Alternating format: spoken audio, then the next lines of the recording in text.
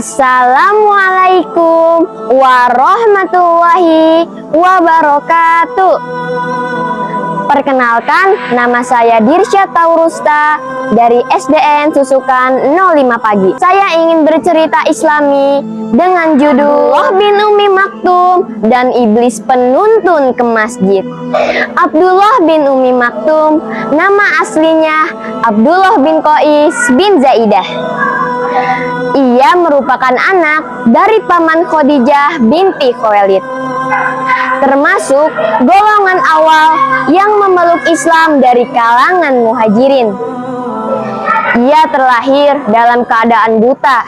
Oleh karena itu, ibunya memberi julukan Umi Maktum karena tertutupnya pandangan matanya.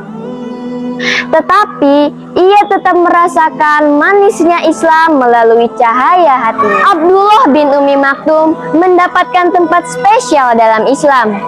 Namanya pernah menjadi alasan turunnya sebuah surat di Al-Quran. Saat itu Rasulullah sedang berdakwah kepada kaum Quraisy Mekah.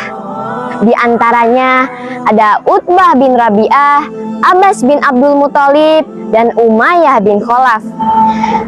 Abdullah bin Umi Maktum menghampiri Rasulullah. "Ya Rasulullah, bisakah kau memberikanku nasihat?" Lantaran Abdullah buta, ia tidak mengetahui bahwa Rasulullah sedang berdakwah, dan tanpa ia sadari telah menyela dakwah Rasulullah. "Ya Rasulullah, bisakah kau mengajariku beberapa perintah Allah?" Rasulullah hanya melihat Abdullah dengan sekilas dan pergi dengan muka masam. Rasulullah kembali menghadap pembesar Quraisy dan melanjutkan dakwahnya. Sedang Abdullah sendiri menunggu dengan sabar jawaban dari Rasulullah. Oleh karena itu, Allah menurunkan surat Abasa ayat 1 sampai 10 yang artinya berpaling atau bermuka masam. Rasulullah berpaling saat itu bukan bermaksud untuk meremehkan Abdullah yang buta. Hanya saja Rasulullah sedang berdakwah kepada kaum Quraisy Mekah agar Islam semakin kuat dengan kehadiran mereka. Karena mendapat teguran langsung dari Allah, Rasulullah memberi penghormatan kepada Abdullah bin Umi Maktum dengan menjadikannya wakil di Madinah saat umat muslim berperang. Salah satu hal yang disukai Abdullah bin Umi Maktum adalah mendengarkan ajaran dari Rasulullah.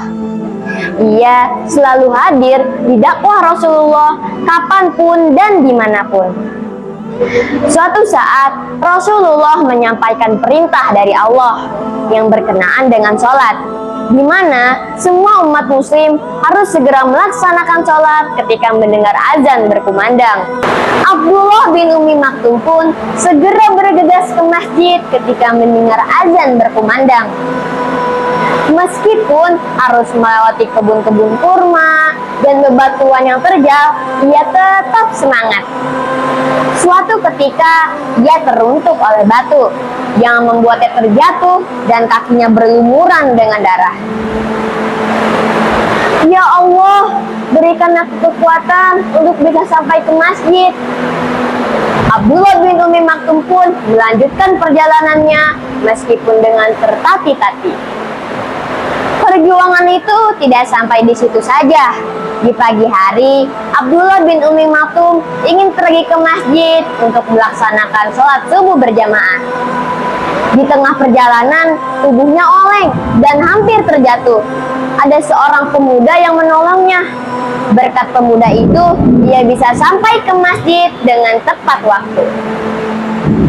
Setiap kali Abdullah bin Umi Maktum ingin berangkat ke masjid dan hampir terjatuh, pemuda itu selalu menolongnya.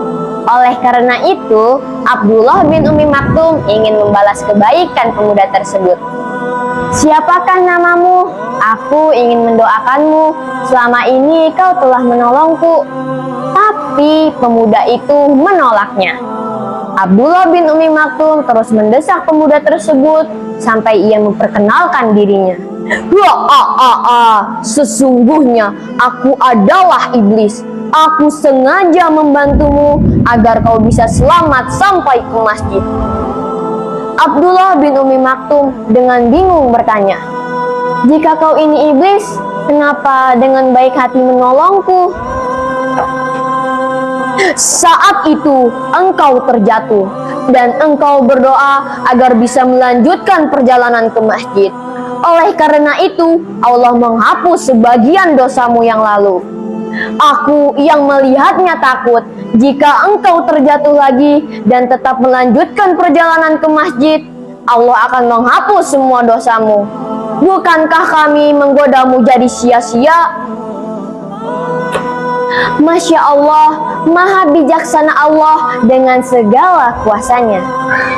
Dari kejadian itu, Abdullah bin Umi Maktum bertekad untuk memperbanyak ibadahnya dan memperkuat imannya. Salah satu kelebihan Abdullah bin Umi Maktum adalah dapat mengetahui waktu meskipun ia tidak bisa melihat.